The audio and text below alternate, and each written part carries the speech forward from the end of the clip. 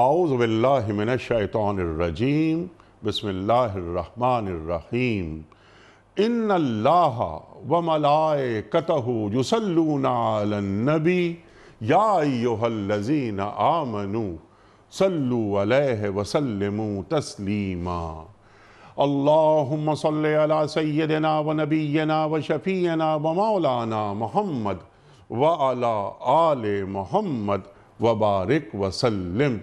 محترم خواتین و حضرات، السلام علیکم۔ پیام صبح کے ساتھ ایک بار پھر حاضر میں ہوں آپ کا میزبان انیق احمد۔ قرآن کریم کی مختلف آیات پر گفتگو فرما رہے ہیں ہمارے ملک کے ممتاز علماء، جید علماء تشریف لاتے ہیں اور ہماری علمی کمی کو دور فرما دیتے ہیں، قرآن کریم سے ہمیں قریب کر لیتے ہیں۔ خواتین و حضرات، سورہ فرقان کی مختلف آیات گفتگو میں آئیں اور یکے بعد دیگر ایک ترتیب کے ساتھ ہم آگے بڑھتے چلے گئے۔ عباد الرحمن کے تعلق سے بات ہو رہی ہے۔ اللہ تعالیٰ فرما رہا ہے کہ یہ بڑی نرم چال چلتے ہیں زمین پر، اور وَإِذَا خَاطَبَهُمُ الْجَاهِلُونَ قَالُوا سَلَامًا، جب جاہل ان کا منہ کو آتے ہیں تو یہ ان سے الجھتے نہیں ہیں بلکہ ان کو سلام کر کے چلے جاتے ہیں۔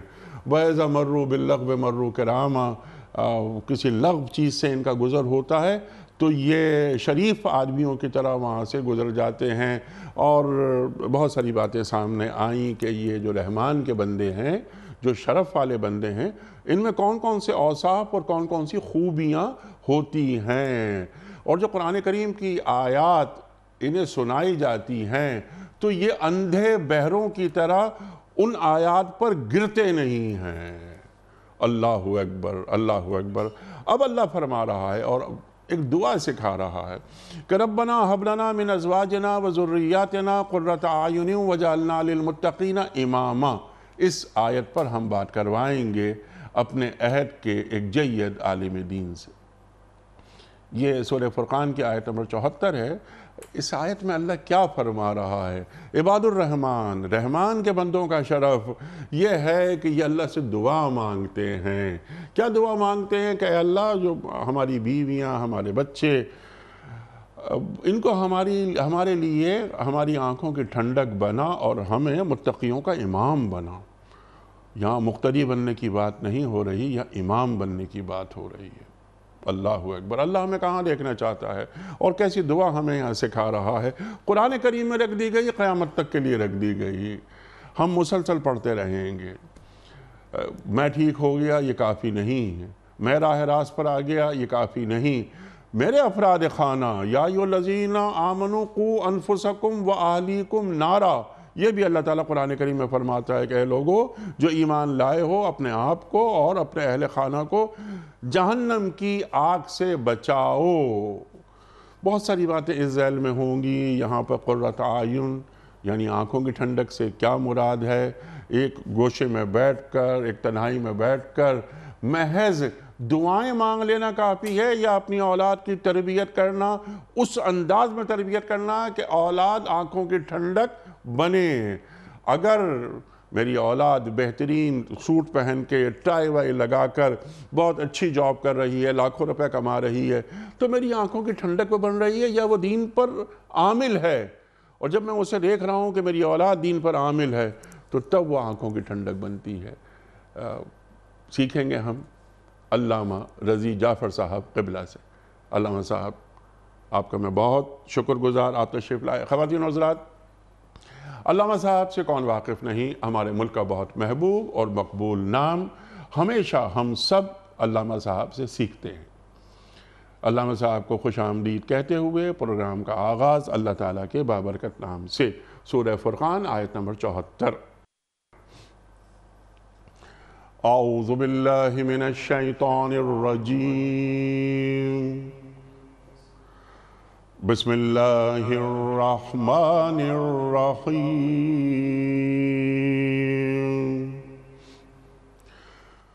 والذین یقولون ربنا ہب لنا من ازواجنا ربنا هب لنا من ازواجنا وذرياتنا قرة اعين وذرياتنا قرة أعين واجعلنا للمتقين إماما صدق اللہ العظیم۔ جو دعائیں مانگا کرتے ہیں کہ اے ہمارے رب ہمیں اپنی بیویوں اور اپنی اولاد سے آنکھوں کی ٹھنڈک دے اور ہم کو پرہیزگاروں کا امام بنا، صدق اللہ العظیم۔ محترم قبلہ علامہ رضی جعفر صاحب کی خدمت میں آج کے پروگرام کے حوالے سے پہلا سوال رکھنے سے قبل کوئز، کل کے پوچھے گئے سوال کا درست جواب اور آج کا سوال۔ کل کا سوال یہ تھا کہ قرآن کریم کی کس صورت میں ذکر ہے کہ جہنم کی آگ دلوں تک پہنچ جائے گی؟ درست جواب سورہ ہمزہ۔ آج کا سوال نوٹ فرما لیجئے۔ امیر المومنین حضرت ابو بکر صدیق رضی اللہ تعالیٰ عنہ نے اپنے گھر کا سارا سامان کس غزوے میں پیش کیا تھا؟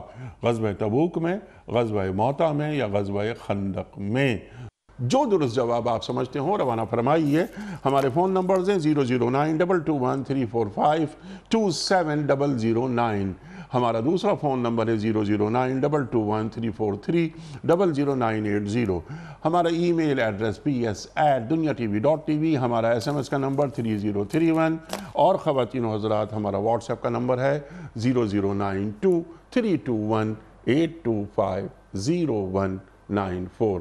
حضرت ارشاد فرمائیے، عباد الرحمن اوصاف، خصوصیات، خوبیاں، اللہ کے بندے، رحمان کے بندے، شرف والے بندے، اب اللہ تعالیٰ اور سورہ فرقان اب اختتام پذیر ہو رہی ہے۔ ربنا حب لنا من ازواجنا وذریاتنا، کتنی بڑی دعا، اللہ اکبر۔ ارشاد۔ اعوذ باللہ السمیع العلیم من الشیطان اللعین الرجیم، بسم اللہ الرحمن الرحیم۔ قرآن مجید میں عبدیت کو انتہائی اعلیٰ شرف قرار دیا گیا۔ سبحان اللہ۔ چنانچہ سرکار دو عالم حضرت محمد مصطفیٰ صلی اللہ علیہ وسلم جن کے بہت کثرت سے القاب قرآن مجید میں بیان کیے گئے ہیں، لیکن حضور کے سفر معراج کو اللہ نے نہ طٰہٰ سے بیان کیا، نہ یاسین سے بیان کیا، نہ مبشر سے بیان کیا، نہ نذیر سے بیان کیا، نہ شفیع المذنبین سے بیان کیا، نہ رحمت للعالمین سے بیان کیا، جی ہاں، بلکہ سبحان الذی اسریٰ بعبدہ، سبحان اللہ، پاک ہے اللہ جو اپنے بندے کو لے گیا۔ تو یہ بندگی شرف ہے، بہت بڑا شرف ہے۔ سبحان اللہ۔ اگر انسان سمجھے کہ میں صرف اس کا بندہ ہوں، کسی کا بندہ نہیں، اسے نماز شروع کرتے ہیں وجہت وجہی للذی فطر السماوات والارض حنیفا مسلما وما انا من المشرکین، میں نے اپنا رخ اس کی طرف کیا ہے جو آسمان و زمین کا خالق ہے، سبحان اللہ۔ میں شرک کرنے والوں میں سے نہیں ہوں، صرف اللہ کو جانتا ہوں۔ میرے نظر میں کوئی چیز خالق کے مقابلے میں آ ہی نہیں سکتی، نہ دریا، نہ ان کے روانی، نہ سمندر، نہ ان کی طغیانی، نہ پہاڑ، ان کی وسعتیں، کائنات کی کوئی شے میری نگاہ میں حیثیت نہیں رکھتی ہے ذات واجب کے مقابلے میں۔ سبحان اللہ۔ تو بندگی کا تقاضا یہ ہے کہ انسان اپنے آپ کو مکمل طور پر سپرد کر دے اللہ کی۔ اسلمت وجہی للہ، سبحان اللہ۔ میں نے اپنی ذات کو سپرد کر دیا اللہ کی۔ اب میں دیکھوں گا اسی طرف جس طرف دیکھنا اس کو پسند ہوگا، وہی بات سنوں گا جس کا سننا اس کو پسند ہوگا، میری زبان سے یہ الفاظ نکلیں گے جن کی ادائیگی اسے پسند ہوگی، میرے ہاتھ پیر سے وہی عمل انجام پائیں گے جو اس کو پسند ہوگا، سبحان اللہ۔ کیونکہ میں اس کا بندہ ہوں۔ بندے کو اگر بندگی اپنی پیش نظر رکھے تو کرنا وہی چاہیے جو آقا کا حکم ہو، مالک کا حکم، اور کہنا بھی وہی چاہیے جو اس کے آقا اور اس کا مالک کا حکم۔ سبحان اللہ۔ ایک روایت ہے، یاد آ گئی، ایک بزرگ دین کسی گھر کے قریب سے گزر رہے تھے، تو گھر سے اٹھ پٹانگ آوازیں آ رہی تھی، ڈھول ڈھماکہ جیسے کچھ کچرا باتیں ہو رہی۔ اس گھر کے قریب سے گزر رہے تھے تو گھر کی ملازمہ کچھ باہر کوڑا پھینکنے آئی تھی، جی۔ تو بزرگ نے اس سے پوچھا بھی یہ گھر کسی آزاد کا ہے یا کسی غلام کا ہے؟ اس نے کہا کہ آزاد کا ہے۔ کہنے ہاں اگر کسی کا غلام ہوتا تو ایسا نہ کرتا. اللہ اکبر. یہ کہہ کے وہ بزرگ چلے گئے. وہ ملازمہ جب گھر میں گئی اس کے مالک نے پوچھا بھائی تم صرف کوڑا پھینکنے گئی تھی اتنی دیر کہاں لگ گئی؟ ایک صاحب بزرگ اچھے ریش والے عبادت گزار یہاں سے گزر رہے تھے. انہوں نے پوچھا کہ گھر کس کا ہے؟ کسی آزاد کا ہے کسی غلام کا ہے؟ میں نے کہا نہیں بالکل آزاد کا ہے. تو انہوں نے کیا کہا تھا؟ کہا کہ اگر یہ غلام ہوتا ایسا نہ کرتا. انہوں نے یہ بات سنی، بشر نام ہے، بشر نے یہ بات سنی، ننگے پیر گھر سے چل پڑے. بھئی یہ کون صاحب ہے؟ ملو جا کے اسے. چونکہ ننگے پیر چلے تھے ان کا نام بعد میں بشر حافی ہو گیا. انہوں نے جا کے گزارش کی کہ میں بہت معذرت خواہ ہوں. اور کنیز نے اپنے حساب سے دنیاوی حساب سے کہہ دیا کہ میں آزاد ہوں، نہیں میں واقعی اللہ کا غلام ہوں، اور آپ جیسی بزرگ شخصیتیں ہمارے گھر سے گزریں اور ہماری نصیحت کریں، یہ میرے لیے بڑی شرف کی بات ہے. آپ جو کہیں گے وہی کروں گا. تو کہا کہ جاؤ یہ جو الٹے سیدھے کام تمہارے گھر میں ان کا ختم کرو تاکہ اللہ کے بندے بنو. تمہارے پیش نظر رہنا چاہیے کہ میں کسی کا غلام ہوں، آزاد نہیں ہوں کہ میں جو چاہے کروں. نہیں، تو میں زمین پر کسی نے بھیجا ہے اور بھیجنے والا بے عقل نہیں ہے. عجیب بات ہے، ہم کبھی غور کریں کہ ہم اپنے ملازم کو، اپنے دوست کو، اپنے بھائی کو، اپنے فرزند کو کسی سفر پر بے مقصد نہیں بھیج سکتے. تو یہ کیسے ہو سکتا ہے کہ خالق دو جہاں نے ہمیں زندگی کے سفر پر بھیجا اور کوئی مقصد نہیں ہے؟ بندگی کا تقاضا یہ ہے کہ اس مقصد کو پیش نظر رکھیں جس کی خاطر اللہ نے انسان کو پیدا کیا. سبحان اللہ. کیا یہ ہو سکتا ہے کہ اشجار با مقصد ہو، احجار با مقصد ہو، دریا با مقصد ہو، سمندر با مقصد ہو، یہ بلبلیں با مقصد ہو، یہ پھول با مقصد ہو، یہ پھل با مقصد ہو اور انسان بے مقصد ہو؟ سبحان اللہ. اسی بات کو قرآن نے کہا حسبتم انما خلقناکم عبثا وانتم الینا لا ترجعون. اللہ. کیا تمہارا خیال ہے کہ ہم نے تمہیں بلا وجہ پیدا کر دیا؟ ما کننا لاعبین، ہم نے زمین و آسمان کو پیدا کیا. ما کننا لاعبین، ہم کھیل کود کرنے والے نہیں ہیں. مقصد ان کا، وہ مقصد کیا ہے؟ بندگی ہے. سبحان اللہ. ما خلقت الجن والانس الا لیعبدون. ہم نے انسانوں کو جنات کو پیدا ہی اس لیے کیا کہ میری بندگی کریں. اگر اللہ کی بندگی پر گامزن ہو جائے تو دنیا کے سارے فسادات مٹ جائیں. ہر انسان محسوس کرے میں اس کا غلام ہوں، جس میں میرا خالق ہے، میں اس کا غلام ہوں، اس کا عبد ہوں، غلام ہوں. جب غلام ہوں تو مجھے وہی کرنا چاہیے جو میرے مالک کا حکم ہے. تو قرآن مجید میں جتنی بھی آیتیں ہیں عباد الرحمن کے حساب سے شروع ہوتی ہیں، ان میں خاص کوالٹیز کا تذکرہ ہے. یعنی یہ وہ بندے، اگرچہ یوں تو ہر شخص بندہ ہے، 7 ارب انسان اگر ہیں زمین پر تو سارا اللہ کے بندے، مگر یہاں ان بندوں کا تذکرہ ہے جو اپنی بندگی کا شعور رکھتے ہیں. اللہ اکبر. احساس رکھتے ہیں کہ ہاں میں واقعی بندہ ہوں. جب انسان کہتا ہے لا الہ الا اللہ محمد الرسول اللہ، میرے اللہ کے علاوہ کوئی معبود نہیں ہے اور اللہ محمد اللہ کے رسول ہیں صلی اللہ علیہ وآلہ وسلم، تو یہ دو باتوں کا اقرار ہے. ایک تو میں کائنات میں کسی کے آگے میرا سر جھکنے والا نہیں ہے سوا ذات واجب کے. دوسری بات ہے کہ چونکہ یہ رسول ہیں اس کے، اس نے بھیجا ہے.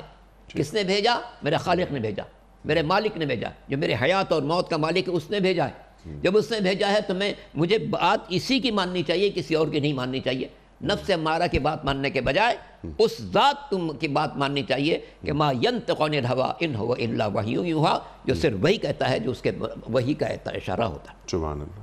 تو اس آیت میں ہمیں بتایا جا رہا ہے کہ وَهَبْ لَنَا مِن لَدُنْكَ ربنا هب لنا من ازواجنا، ہمیں ہماری ازواج میں بھی اور ذریات میں بھی قرۃ اعین، آنکھوں کی ٹھنڈک.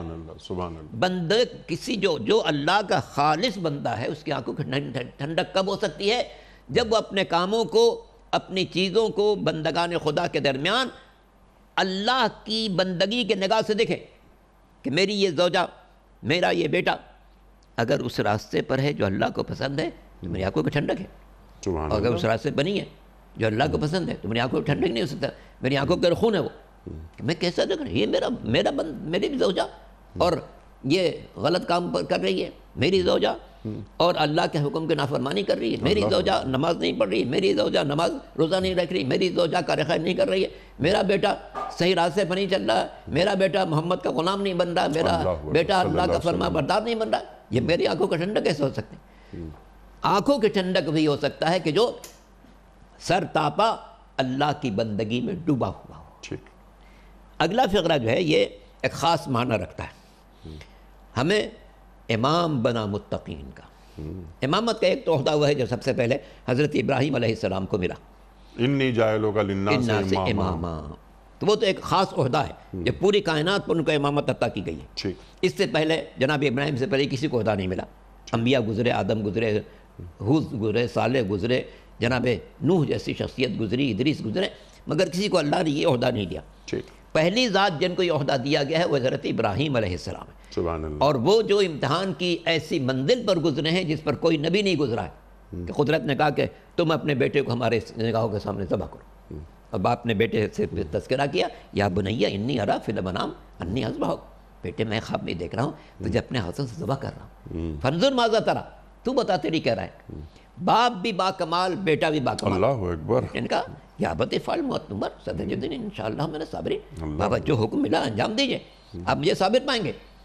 بیٹا یہ نہیں کہتا یہ خواب کی بات ہے، نہیں، کہتا کہ آپ کو جو حکم دیا جا رہا ہے، جانتا ہے کہ عام انسانوں کا خواب خواب ہو سکتا ہے، نبی کا خواب حکم الہی کا ترجمان ہوتا ہے۔ سبحان اللہ، اس سے فرمایا افعل ما تؤمر، جو حکم دیا جا رہا ہے اس کا آپ انجام دیجئے، آپ مجھے صابر پائیں گے۔ تو یہ جناب ابراہیم علیہ السلام ہیں جن کو اتنے بڑے امتحان سے گزرنا پڑا جو کسی نبی کو نہیں گزرنا پڑا تھا۔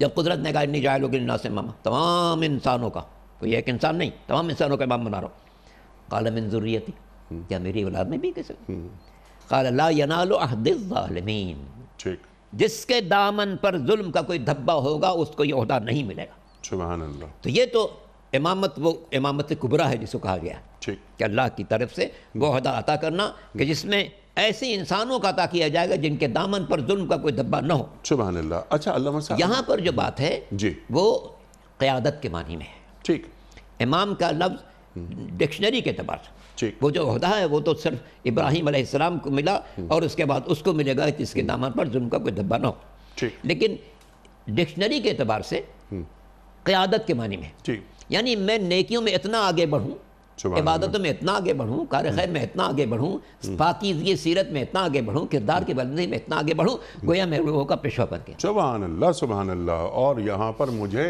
امام بنا مقتدی بننے کی دعا نہیں کروائی جا رہی، کہ میں کوشش کروں کہ میں سب سے آگے بڑھ جاؤں، سب سے آگے بڑھ جاؤں۔ کیونکہ امام وہ ہوتا ہے جو آگے ہوتا ہے، سبحان جماعت میں بھی امام آگے ہے، ٹھیک، تو اے میرے مالک مجھے توفیق دے، میں اتنا نیک بن جاؤں، اتنا صالح بن جاؤں، ایسا پاک و پاکیزہ انسان بن جاؤں، ایسا بلند کردار بن جاؤں کہ میں تمام نیک انسانوں کے آگے چلا جاؤں، سبحان اللہ، سبحان اللہ۔ اور صرف میں ہی نہ بنوں، میری اولاد بھی، میری اولاد میری بھی، ذریت بھی۔ میری ازواج بھی، تمام۔ اگر میں نیک ہو گیا، پاک باز ہو گیا، راہ حق پر گامزن ہوں، اور میری اہلیہ اور میری اولاد نہیں ہے تو یہ میری کوتاہی ہے، نقص ہے، نقص ہے۔ اللہ اکبر، انسان ذمہ دار ہے، کلکم راعٍ وکلکم مسئول عن رعیتہ، اللہ اکبر، اور انسان پر کم سے کم ذمہ داری اس کے گھر والوں کی ہے، جیسا کہ آپ نے سورہ تحریم کی آیت پڑھی کہ قوا انفسکم واہلیکم، بچاؤ خود کو بھی ٹھیک، اور اپنے گھر والوں کے بھی۔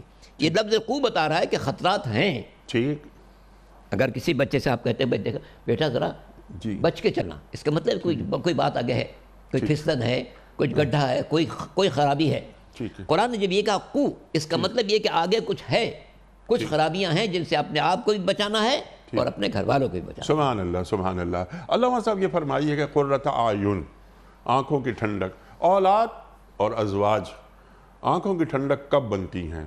ہم سب یہی چاہتے ہیں کہ ہمارے بچے، ہمارے اہل خانہ، افراد خانہ جہنم کا ایندھن نہ بنے، تو اس کا طریقہ کار ہمارا دین ہمیں کیا بتاتا ہے؟ یعنی اب اگر ایک لفظ، یعنی دو الفاظ، تربیت اولاد، اب یہ جو تربیت اولاد یہ بہت بڑا ٹاپک ہے، لیکن دینی پیراڈائم میں ہم آنکھوں کی ٹھنڈک کے تعلق سے جب بات کریں تو ہمارے پاس دو تین جو قرآنی اصول ہیں وہ کیا مل رہے ہیں ہمیں؟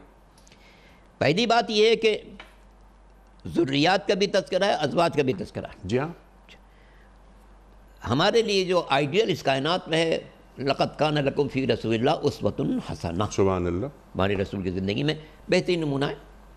ہم دیکھ لیں سرکار دو عالم کی زندگی میں ان کی سب سے پہلی شریک حیات جناب خدیجہ کبریٰ سلام اللہ علیہا، 25 سال ان کے ساتھ رہیں، بعثت سے پہلے بھی وہی ہیں، بعثت کے بعد بھی وہی ہیں، ٹھیک، بعثت سے پہلے 15 سال، بعثت کے بعد 10 سال ساتھ ہیں وہ، اور یہی وہ شریک حیات ہیں جن کی زندگی میں پیغمبر اسلام نے کوئی اور شریک حیات انتخاب نہیں فرمائی. جی یہی وہ ہیں جنہوں نے اپنا پورا مال خرچ کیا سرکار دو عالم. ٹھیک.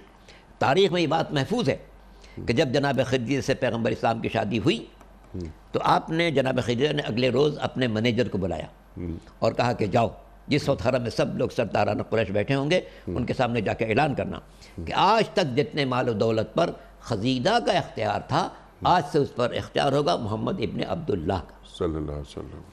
صلی اللہ علیہ وسلم. تو آپ نے پورا مال ان کو سپرد کر دیا.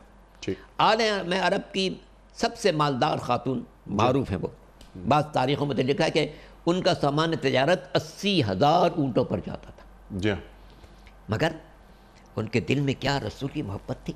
سبحان اللہ. جن لوگوں نے حج کیا ہے سعادت حاصل کی ہوگی غار حرا جانے کی. جی ایک دفعہ جانے کے بعد بس انسان سوچتا ہے بھائی میں بس کافی.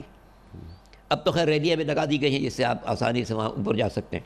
مگر جب میں جس زمانے میں گیا ہوں 1974 میں ریلیاں بھی نہیں تھی. ٹھیک. تو مشکل ترین راستہ خطرات سے بھرا ہوا راستہ. مگر جن دنوں سرکار دو عالم وہاں پر مصروف عبادت رہتے تھے یہ جناب خدیجہ صبح کو بھی کھانا لے کے جا رہی ہیں شام کو بھی کھانا لے کر آ رہی ہیں. شادی سے پہلے بھی جب ان سے کسی نے پوچھا تھا کہ آپ اتنے بڑی ہستی ہے آپ کی شادی کیوں نہیں کر رہی ہیں تو انہوں نے یہی کہا تھا کہ نہیں میں کیسے ایسے شخص سے شادی کر لوں گی کہ جو صادق بھی ہو امین بھی ہو. سبحان اللہ. تو ہمارے لیے سرکار دو عالم کی حیات طیبہ میں دیکھیں جناب خدیجہ کا کیا طرز عمل رہا سرکار دو عالم کے ساتھ ٹھیک. اور خود سرکار دو عالم کا کیا طرز عمل رہا جناب خدیجہ کے ساتھ ٹھیک. تاکہ شوہر پیش نظر رکھے کہ مجھے سرکار دو عالم کے اسوہ حسنہ پر چلنا ہے. بیوی پیش نظر رکھے جناب خدیجہ اور ان جیسی جو مقدس شخصیات ہیں خاندان رسالت کی ان کو ہم پیش نظر رکھیں. چونکہ آئیڈیل ہونا چاہیے انسان کے. اگر انسان سے ہم نے آئیڈیل نہ ہو تو وہ نہیں سمجھے گا میں کس کو فالو کروں. ہم حضور کو فالو کریں. ہر مسلمان جو کلمہ پڑھتا ہے رسول کا ان کو رسول اللہ مانتا ہے. اس پر ویسے بھی فرض ہے کہ وہ سرکار دو عالم کی حیات طیبہ کو پیش نظر رکھے کہ سرکار نے اپنی شریک حیات کے ساتھ کیسی زندگی گزاری جب تک وہ موجود نہیں ان کے ساتھ کیسا سلوک رہا جب دنیا سے چلی گئی تو کیسا سلوک رہا. ٹھیک. اتنا محبت کرتے تھے حضور اتنی محبت کرتے تھے سرکار ان سے کہ ان کے دنیا سے جانے کے بعد بھی گھر میں کوئی میوہ آ جائے خدیجہ کے دوستوں کو پہنچاؤ. اچھا کھانا پکے خدیجہ کے دوستوں تک پہنچاؤ. کوئی تقریب ہو عید بقرعید ہو خدیجہ کے دوستوں تک پہنچاؤ. سبحان اللہ. کیا مطلب ہے یہ ایک احساس دلانا ہے کہ بیوی شریک حیات اس نے اپنے آپ کو ایسا ضم کر دیا تھا تعلیمات سرکار دو عالم میں کہ اس کے دنیا سے جانے کے بعد بھی حضور اسے کبھی فراموش نہیں کر رہے تھے. تو ہماری خواتین کو بھی چاہیے کہ اپنے شوہر کے ساتھ زندگی گزارنے کے سلسلے میں پیش نظر رکھیں کہ سرکار دو عالم کے ساتھ جناب خدیجہ کیا طرز عمل تھا ہمارا طرز عمل بھی ویسے ہی ہونا چاہیے. شوہر پر بھی فرض ہے کہ سرکار دو عالم نے اپنی شریک حیات کے ساتھ کیسا سلوک رکھا ہم ویسے سلوک کریں. جب ایسا سلوک کریں گے تب وہ شریک حیات ہمارے لیے قرۃ عین بنے گی اور اس سے جو اولاد دنیا میں آئے گی وہ آنکھوں کی ٹھنڈک قرار پائے گی. سبحان اللہ سبحان اللہ سبحان اللہ. اب کیونکہ یہاں پر آپ نے ذکر فرمایا تو یہیں سے ہم بات کو آگے بڑھاتے ہیں. یہاں تو آپ نے بات کی بیوی کا کردار اور آپ کی قربانیاں. اللہ اکبر. 80,000 اونٹوں پر مال تجارت جا رہا ہے لیکن انتقال کیسے ہو رہا ہے؟ شیب ابی طالب فاقے زہریلی جڑی بوٹی کھا لی. اللہ اکبر. پتے ابال کر کھائے ان لوگوں نے پتے جو دین و دنیا کے بادشاہ تھے وہ دین کی خاطر پتے ابال رہے ہیں اور اسی پانی کو پی رہے ہیں اپنی جان کو بچا رہے ہیں. اس کے نتیجے میں اتنی لاغر ہو گئی کہ اس شاب سے نکلنے کے تھوڑی دنوں کے بعد وہ بھی رخصت ہو گئی حضرت ابو طالب بھی رخصت. جی ہاں. اور عام الحزن قرار دے رہے ہیں اللہ کے رسول صلی اللہ علیہ وآلہ وسلم. سال بھر غم مناؤ. یہ ایسی شریک حیات ایسے معاون ایسے ہمدرد گئے ہیں کہ سال بھر غم مناؤ. جی روشن اصول سامنے آ رہے ہیں کہ یہ محض گفتگو نہیں بس پہ عمل بھی کرنا ہے اور انہی کو کردار بناؤ قیامت تک پیدا ہونے والی خواتین کے لیے. یہ رول ماڈل ہیں قیامت تک کے لیے. اچھا اولاد کے تعلق سے فرمائیے کہ یہاں پر ازواج کی بات ہو رہی ہے اور پھر اولاد کی بات ذریت ارشاد. اولاد کے سلسلے میں بھی انسان کو بہت زیادہ چوکنا رہنا چاہیے. ایک حدیث ہے سرکار دو عالم حضرت محمد مصطفیٰ صلی اللہ علیہ وسلم کی اس میں بڑا سخت جملہ ہے. فرماتے ہیں ویل للآباء من اولادہم. بڑا افسوسناک دن ہوگا قیامت کا ماں باپ کے لیے اولاد کی طرف سے. لوگوں نے پوچھا اللہ کے رسول کیا ہوگا؟ کہ نہیں، جن لوگوں نے اولاد کو اچھی غذا دی، اچھا لباس پہنایا، اچھی رہائش دی، مگر انہیں اللہ کا فرما بردار نہیں بنایا، رسول کا اطاعت گزار نہیں بنایا، دین کا پیروکار نہیں بنایا، یہ بچے روز قیامت خدا عالم سے شکایت کریں گے. اللہ اکبر. اے پالنے والے، تو نے مجھے ایسے لوگوں کے سپرد کیا تھا جنہوں نے مجھے اچھی غذا تو دی، اچھا لباس دیا، اچھی رہائش دی، لیکن نہ مجھے تیرا اطاعت گزار بنایا، نہ رسول کا فرما بردار بنایا، نہ دین کا پیروکار بنایا. ایون یہ کہ اللہ اور اللہ کے رسول صلی اللہ علیہ وسلم کا تعارف نہیں کرایا. بہت سے گھروں میں آج بھی قرآن کریم نہیں پڑھوایا جاتا. ایک مسلمان گھرانہ، نام کے مسلمان، کلمہ گو، لیکن ہم نے زندگی میں کبھی قرآن کریم ہی نہیں پڑھا. یہ کیسے امتی ہیں؟ اور یہ قرآن کیا فرما رہا ہے؟ تو ایسے والدین پر افسوس، تباہی اللہ کے رسول فرما رہے ہیں صلی اللہ علیہ وسلم، اور اولاد شکایت کر رہی ہے اللہ سے اپنے والدین کی. اللہ اکبر. ذمہ داری عائد ہو رہی ہے. اس کے بعد یہ اولاد، جیسے میں نے انٹرو میں ایک بات کہنے کی کوشش کی تھی علامہ صاحب، کہ کسی ملٹی نیشنل کمپنی میں، کارپوریشن میں میرے بچے کو جاب مل گئی، اور وہ بڑی بات ہے، سی ایس ایس وغیرہ کر لیا. گو کہ آج کل سی ایس ایس کی اہمیت وہ نہیں رہی جو ہماری جوانی میں تھی، لیکن یہ کہ وہ وہی کمشنر کہیں کے لگ گئے وغیرہ وغیرہ، بڑی بات ہے. گاڑیاں آگے پیچھے ہیں، بینک بیلنس ہیں وغیرہ وغیرہ، جو چیزیں ہیں، مال و دولت وغیرہ. تو یہ میری آنکھوں کی ٹھنڈک. لیکن کیا میرا بچہ دینی احکام پر عمل پیرا ہے کہ وہ آنکھوں کی ٹھنڈک بنے؟ ہاں، وہ فجر کی نماز میں صبح اٹھ رہا ہے تو میری آنکھوں کی ٹھنڈک. اس کی نماز قضا ہوتی ہے تو اس سے افسوس ہوتا ہے جیسے اس کی کوئی ذاتی چیز کھو گئی ہے. اسے افسوس نہیں ہو رہا. تو آنکھوں کی ٹھنڈک اس تعلق سے ذرا تربیت اولاد کے حوالے سے آپ نے ذکر فرمایا اللہ کے رسول صلی اللہ علیہ وآلہ وسلم کے قول کا. اپنی اولاد کا ادب کرو. آپ فرما رہے صلی اللہ علیہ وآلہ وسلم. اللہ اکبر. حضرت فاطمہ زہرا سلام اللہ علیہا آپ کے نواسے، اللہ اکبر، تربیت کیسی ہو رہی ہے؟ اللہ اکبر، اللہ اکبر. ارشاد فرمائیے. حقیقت یہ ہے کہ سرکار دو عالم نے زندگی کے جتنے رخ پیش کیے ہیں، ہر مسلمان کے لیے ان میں روشنی موجود ہے. بیٹی کے ساتھ کیا سلوک ہونا چاہیے؟ دیکھو سرکار دو عالم کے ساتھ نے حضور کے جناب فاطمہ زہرا کے ساتھ کیا زندگی گزاری ہے. کلما جاءت فاطمہ تو قام لہا رسول اللہ. ترمذی شریف کی عبارت جب بھی آتی تھی پیغمبر خود کھڑے ہو جاتے تھے، ورحبہا، ان کو مرحبا کہتے تھے، واجلسا فی مجلسی، اپنی مخصوص نشست پر بٹھاتے تھے. ام ابیہا، ام ابیہا. اور یہ روایت بھی ہے کہ جب شہزادی آتی تھی تو پیشانی چومتے بھی تھے اور سونگتے بھی تھے. پوچھا ہے آپ سونگتے کیا ہیں؟ فرمایا جب ان کی پیشانی سونگتا ہوں جنت کی خوشبو محسوس ہوتی ہے. اللہ اکبر. تو یہ حقیقت یہ ہے کہ اگر مسلمان گر تمی خواہی مسلمان زیستن نیست ممکن جز بقرآن زیستن. قرآن کو پیش نظر رکھیں، سرکار دو عالم کے حیات طیبہ کو پیش نظر رکھیں. ہم مسلمانوں کی بہت بڑی بدقسمتی ہے. ہر مسلمان کے ہر گھر میں تقریباً قرآن موجود ہوگا، اور کتنے لوگ ہیں جو اسے روزانہ پڑھنے کی سعادت حاصل کریں، کچھ سیکھنے کا حاصل کریں. اس کے بعد ظاہر ہے کہ قرآن کے بعد جو چیز ہمارے لیے اسوہ حسنہ ہے وہ سرکار دو عالم کی ذات گرامی. مگر ہم میں سے کتنے ہیں لوگ جو کوشش کرتے ہیں کہ میں سرکار کی حیات طیبہ کو کم از کم ایک مرتبہ تو پڑھ لوں، کہ سرکار نے دنیا میں کیسی زندگی گزاری، 25 سال شادی سے پہلے، 15 سال شادی کے بعد، پھر بعثت سے پہلے 40 سال، بعثت کے بعد 23 سال، یہ پوری زندگی کیسے گزری، جنگ میں کیسی گزری، امن میں کیسی گزری، مکہ میں کیسی گزری، مدینے میں کیسی گزری، پھر ازواج کے ساتھ سلوک کیا رہا، ساتھیوں کے ساتھ سلوک کیا رہا، اولاد کے ساتھ سلوک کیا رہا، اولاد کے اولاد کے ساتھ سلوک کیا رہا، پڑوسیوں کے ساتھ کیا سلوک رہا، بندگان خدا کے ساتھ کیا سلوک رہا. تو یہ سب باتیں انسان کے لیے ایک نمونہ ہیں اگر وہ پیش نظر رکھے. چونکہ سرکار کی زندگی میں ہر طرح کے پہلو آپ کو نظر آ جائیں گے. دشمن جنگ مسلط کرتا ہے تو پیغمبر کا طرز عمل کیا ہے، مکے میں اوجھریاں ڈال دی جاتی ہیں تو طرز عمل کیا ہے، کوڑا کرکٹ ڈالا جاتا ہے، جو خاتون پھینکتی ہے اس کے ساتھ آپ کا طرز عمل کیا ہے، پڑوسیوں کے ساتھ آپ کا طرز عمل کیا ہے. دشمن آ جاتا ہے، وہ کوئی بھی چیز بچھانے کی نہ ہو تو اپنی ابا زمین پہ بچھا دیتے ہیں، حالانکہ بدترین دشمن آیا ہوا لیکن اپنا ابا بچھا دیتے ہیں.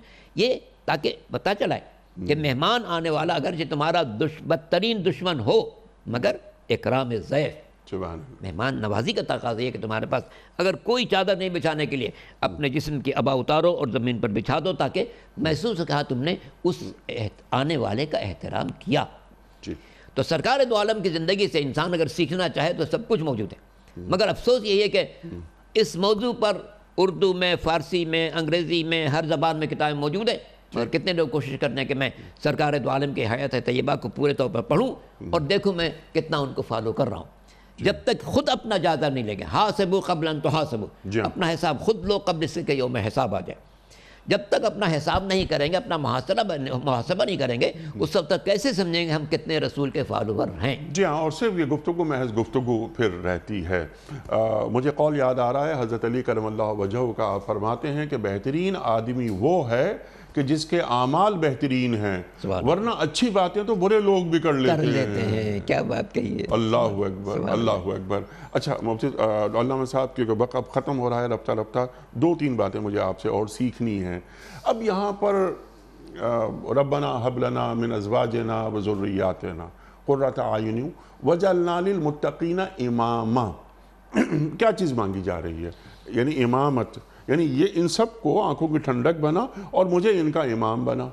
یہ بتایا جا رہا ہے کہ دیکھو یہ صدارت، وزارت، سفارت، دولت، مال، یہ اس کی کوئی اہمیت نہیں ہے. تقوی میں آگے بڑھو. ان اکرمکم عند اللہ اتقاکم. اللہ اکبر. ذرا اس کو کھولیے گا ذرا اس بات کو، اور پھر میں آخری سوال رکھوں گا. 2 ڈوز کہ امت کو آپ تعلیم فرمائیے کہ قرآن کریم ہمیں کیا درس دے رہا ہے، یہ قرآن کریم کا تقاضا ہم سے کیا ہے. ارشاد. اصل میں یہ جو یہاں پر لفظ استعمال ہے وجعلنا للمتقین، جی صاحبان تقوی کے لیے. جی چونکہ تقوی ہی وہ صفت ہے جی جو ہر کار خیر کو انسان کے لیے آسان بناتی ہے. ٹھیک. قرآن مجید نازل ہوا تو ارشاد ہوا ذالک الکتاب لا ریب فیہ ھدی للمتقین. ٹھیک. یہ سرچشمہ ہدایت ان کے لیے جو صاحبان تقوی ہوں. ٹھیک. عمل کے لیے ارشاد ہوا سورہ مائدہ میں انما یتقبل اللہ من المتقین. جی اللہ عمل قبول کرے گا صاحبان تقوی کا. جی. جنت کے لیے کیا ارشاد ہوا وَأُزْلِفَتِ الْجَنَّةُ لِلْمُتَّقِينَ. سبحان اللہ. جنت کا راستہ کیا گیا ہے صاحبان تقوی کے لیے. انسانوں میں ان اکرمکم عند اللہ اتقاکم، تم میں سب سے زیادہ اللہ کے نزد معزز وہ ہے جو سب سے زیادہ متقی ہوگا.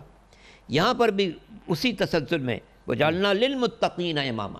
ٹھیک. میں دنیاوی کاروبار میں سب سے آگے نہ نظر آؤں، میں سیاست بازی میں آگے نہ نظر آؤں، میں اس شاطرانہ طرز عمل میں آگے نہ نظر آؤں، میں تقوی کی راہ میں سب سے آگے نظر آؤں. ٹھیک. اتنا بلند ہو جاؤں، اتنا بلند ہو جاؤں، اتنا بلند ہو جاؤں کہ جس طرح سب سے آگے کون نظر آ رہا ہے، دنیا دیکھے کہ ہاں یہ تو تقوی کرنے والوں کی لائن لگی ہوئی ہے، ان لائن میں سب سے آگے یہ بندہ ہے. سبحان اللہ. سبحان کوشش یہ ہونی چاہیے کہ میں تقوی میں، پرہیزگاری میں، خیر خواہی میں، حسن سیرت میں، کردار کی بلندی میں اتنا آگے بڑھوں، اتنا آگے بڑھیں کہ فطرت خود کہے کہ یہ بندہ ان کا امام بن چکا ہے. سبحان اللہ. سبحان اللہ. اچھا یہ بندہ ان کا امام بن چکا ہے، اور یہ لوگ کون ہیں جو متقی بن چکے ہیں؟ جی. یعنی یہ ازواج اور ذریات، بیویاں اور اولاد، یہ متقی بن گئے ہیں میری تربیت کی وجہ سے.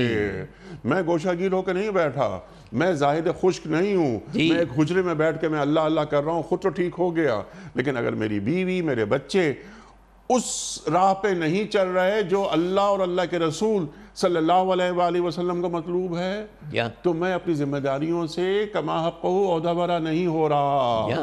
تو میں نے انہیں پہلے اپنی اولاد کو، اپنی ازواج کو متقی بنایا کہ یہ اب مسلمان سے آگے بڑھے، اہل ایمان، مومن، اور مومن سے یہ متقی ہو گئے. اب اے اللہ مجھے تو ان کا امام بنا دے. اس لیے روایات میں موجود ہے کہ جب حضور کے پاس ایک ایسے شخص کو لایا گیا جس نے ساری دنیاوی کاروبار معاملات کو چھوڑا ہوا تھا، بس مسجد میں بیٹھا ہوا نمازیں پڑھ رہا. جی. تو اس کے بھائی، اس کے رشتہ دار لے کے آئے حضور کے پاس کہ حضور یہ تو دنیاوی معاملات میں کچھ حصہ نہیں لیتا، بس نمازیں پڑھتا ہے. حضور نے کہا یہ کیا کر رہا ہے بھائی تو؟ اے شخص یہ کیا کر رہا ہے؟ میں خود شادی بھی کرتا ہوں، ان کے ساتھ زندگی گزارتا ہوں، میں گھر کا کام بھی کرتا ہوں، گھر کا سودا سلوک بھی لاتا ہوں، روزہ بھی رکھتا ہوں، روزہ بغیر بھی روزہ بھی رہتا ہوں، نماز بھی پڑھتا ہوں، نماز کے بغیر بھی رہتا ہوں. یہ تو کیسا انسان ہے؟ تجھے پیش نظر رکھنا چاہیے کہ میں کیسے انسان ہوں، میں کیسی زندگی گزارا ہوں. تیرے لیے یہ باتیں نہیں ہیں کہ تو بس مسجد کے گوشے میں بیٹھ جا، اس لیے کہ لا رہبانیت فی الاسلام، اسلام میں رہبانیت کی کوئی گنجائش نہیں ہے. تم معاشرے کے اندر بھیجے گئے ہو تو ایک صالح انسان کے حصے سے زندگی گزارو. تمہارا سلوک باپ کے ساتھ کیسا ہے، ماں کے ساتھ کیسا ہے، بھائی کے ساتھ کیسا ہے، بہن کے ساتھ کیسا ہے، شریک حیات کے ساتھ کیسا ہے، بیٹے کے ساتھ کیسا ہے، بیٹی کے ساتھ کیسا ہے، پھر آگے بڑھو تو پڑوسی کے ساتھ کیسا سلوک ہے، عام بندگان خدا کے ساتھ کیسا سلوک ہے. اسی لیے فرماتے ہیں کہ دیکھو ہمارے چاہنے والے کو اتنا اچھا انسان ہونا چاہیے کہ جب وہ جس راستے سے گزرے لوگ کہیں یہ ان کا جاننے والا جا رہا ہے. یعنی سیرت میں اتنا بلند ہے، پاکیزہ ہے، کردار اتنا اعلیٰ ہے، پڑوسی کے ساتھ حسن سلوک ایسا ہے، یتیموں کی خبرگیری ایسی ہے، بیواؤں کی سرپرستی ایسی ہے کہ بندگان خدا کے درمیان سے جب وہ گزرے کہے کہ محمد کا سپاہی جا رہا ہے. سبحان اللہ صلی اللہ علیہ وآلہ وسلم.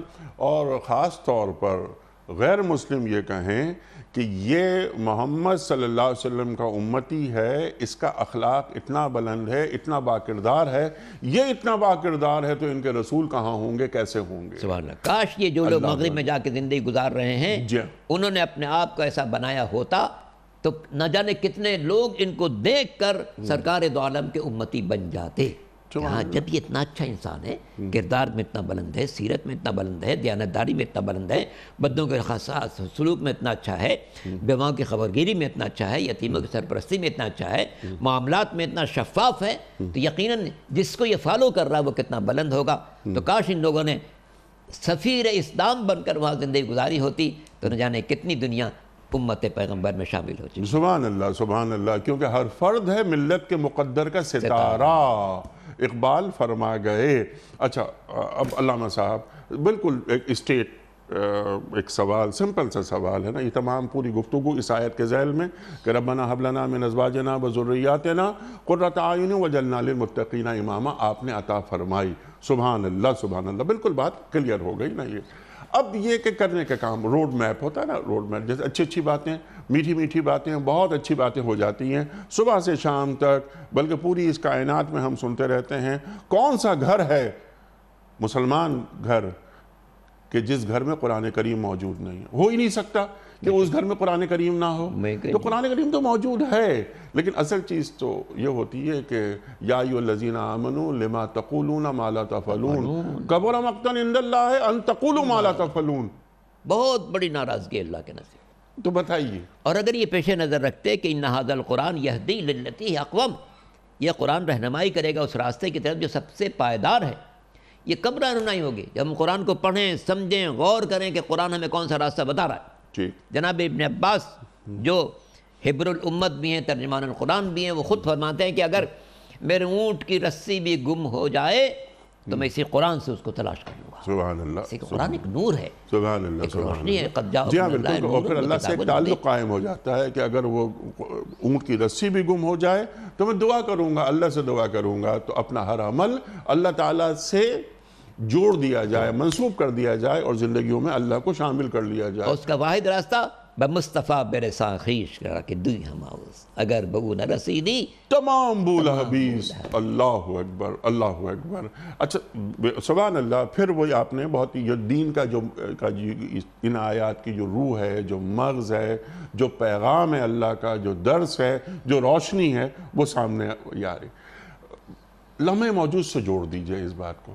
جیسے اگر میں آپ کو اور بہت ہی سمپل سوال کہ ہمارے جو والدین ہیں یا ہمارے جو شوہر ہیں، ان کی کلکم رائن و کلکم مسئول عن رعیتہ، ابھی آپ نے حدیث عطا فرمائی، اللہ کے رسول فرما رہے ہیں کہ تم میں سے ہر کوئی اپنے دائرے میں نگہبان ہے اور جواب دہی ہوگی، باز پرس ہوگی کہ تم کیسے والد تھے، تم کیسے شوہر تھے، تم کیسی بیوی تھی، تم کیسے بیٹے تھے. ذمہ داریاں تفویض کر دی گئی ہیں.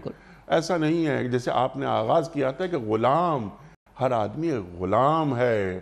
جو اور بچرے حافی کا آپ نے واقعہ بھی سنایا. اللہ اکبر.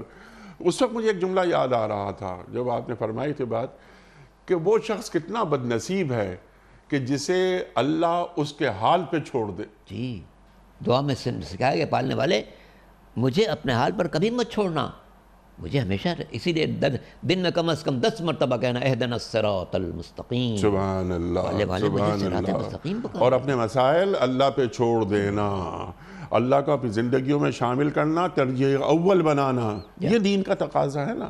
اب یہ 2 3 4 کام آپ یہ تعلیم کر دیجئے کہ ہمیں کس انداز سے زندگی گزارنی ہے. یعنی اولاد، میں اپنی بیوی بچوں کو، اگر میری بیوی بے پردگی سے باہر گھوم رہی ہے تو میں قصوروار ہوں،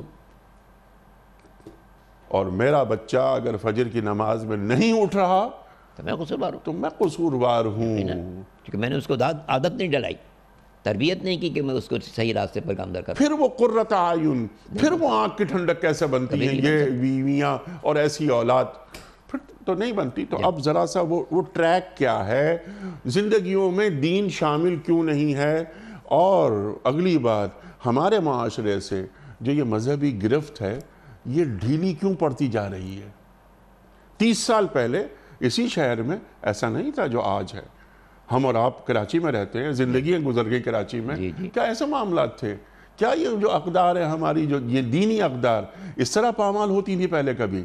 اچھا، اب ایک اور چیز یہ بھی ہو گئی ہے کہ یہ اقدار پامال ہوتی ہیں اور ماتھے پر کوئی شکن نمودار نہیں ہوتی، کیونکہ دین کا پہلو مجروح ہو چکا ہے. دنیا اتنی غالب آ چکی ہے اور اس چمک دمک نے انسانوں کا ایسا خیرہ کر رکھا ہے کہ پھر وہ دین کی طرف توجہ نہیں کر پاتے.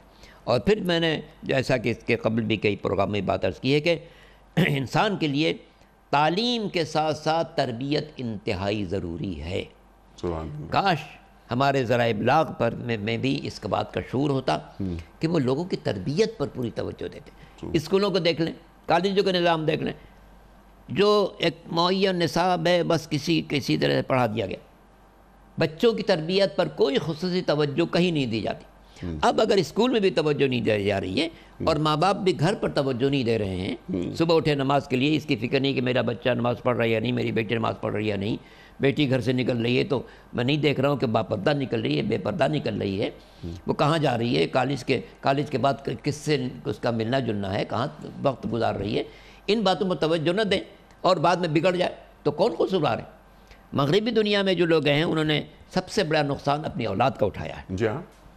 سویڈن میں ایک شخص نے اپنے بھائی کو بمبئی میں خط لکھا، بمبئی میں ایک بھائی کیا حال ہے تمہارے، کیسے ہیں یہ ہے وہ. بمبئی میں جو گیا اس نے اپنی اولاد کی توجہ پر، کی تربیت پر پوری توجہ دی. تو اس نے خط لکھا کہ بھائی کیا کروں، یہاں کے بمبئی کی جو حالت ہے، معاشی حالت تو میرے اچھے نہیں ہیں. تو سویڈن والے نے اس کو جواب میں لکھا کہ بھائی تم خوش قسمت ہو کہ تمہاری اولاد ہے. ٹھیک. میں یہاں پر دنیاوی اعتبار سے سب کچھ حاصل کر چکا ہوں مگر میری اولاد نہیں ہے. بیٹا کہیں جا چکا ہے، میری بیٹی کہیں جا چکی ہے. اے میرے بھائی، تم شکر ادا کرو کہ تم اگرچہ معمولی آمدنی میں زندگی گزار رہے ہو مگر تمہاری اولاد ہے، تمہاری بیٹی ہے، تمہارا بیٹا ہے. تم اللہ کو یاد کرتے ہو. یہاں پر نہ میرا بیٹا ہے، نہ میری بیٹی ہے، نہ میرے گھر والے ہیں، کیونکہ اللہ کو ان لوگوں نے چھوڑ دیا ہے، دنیا میں ڈوب چکے ہیں. ہمارے ملک میں بھی یہی مصیبت آ گئی ہے کہ لوگ دولت کے چکر میں اور کسی نہ کسی طرح اپنے آپ کو فرنش بنانے کے چکر میں اتنے ڈوب چکے ہیں کہ نہ اللہ یاد رہا، نہ رسول یاد رہا، نہ قرآن یاد رہا، نہ سیرت اہل بیت. اللہ اکبر، اللہ اکبر. یہ مال، یہ دولت، یہ کوئی بری چیز نہیں ہے، آنی چاہیے، لیکن اللہ کی نافرمانی کر کے حاصل نہیں ہونی چاہیے.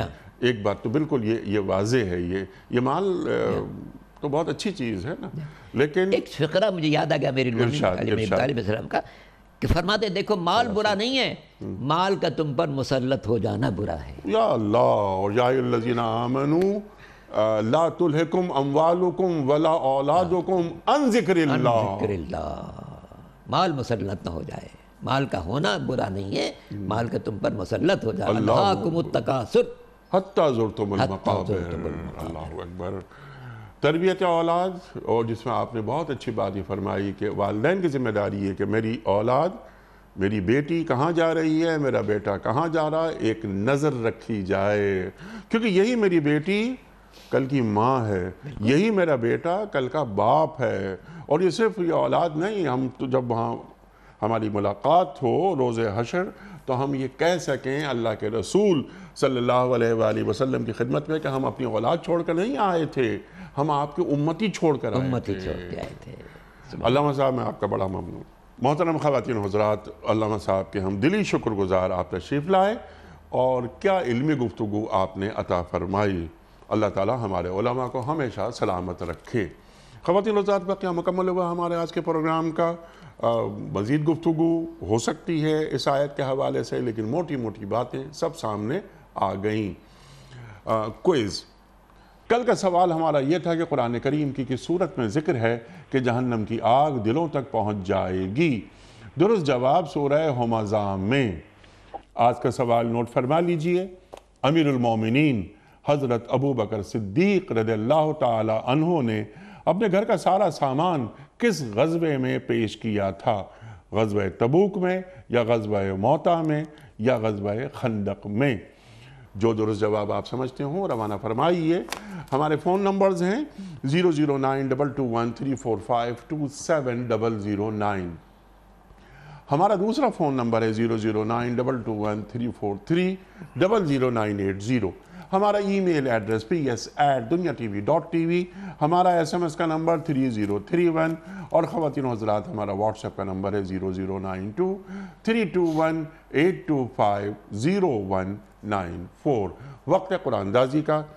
علامہ صاحب ایک پرچی نکال کر آپ اعلان فرما دیجئے کہ آج کے ونر کون ہیں؟ واہ جناب. آج کے ونر ہیں ارشاد احمد خان پشاور سے. اچھا، وہ ارشاد ہوگا. ارشاد احمد خان صاحب پشاور سے. آپ کی خدمت میں دنیا ٹی وی کی جانب سے دینی کتب پر مشتمل گفٹ ہیمپر آپ کے گھر بذریعہ کوریئر روانہ کیا جا رہا ہے.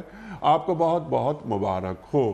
یہ ایک چھوٹا سا سلسلہ ہے دینی معلومات کے فروغ کے لیے جو ہم نے جاری رکھا ہوا ہے، خاص طور پر ہماری یوتھ کے لیے، کہ ہماری یوتھ میں دینی معلومات کا فروغ ہو. اختتام ہوتا ہے پیام صبح کا روزانہ ایک قول پر، اور وہ قول ہوتا ہے صاحب نہج البلاغہ امیر المومنین حضرت علی مرتضیٰ کرم اللہ وجہہ کا. آپ فرماتے ہیں سبحان اللہ سبحان اللہ کہ جو فتنے کی آگ بھڑکاتا ہے وہ خود بھی اس کا ایندھن بن جاتا ہے. جو فتنے کی آگ بھڑکاتا ہے وہ خود بھی اس کا ایندھن بن جاتا ہے. سبحان اللہ سبحان اللہ. اپنے میزبان انیق احمد کو کل تک کے لیے اجازت دیجیے. خدا حافظ. پروردگار بحر و بر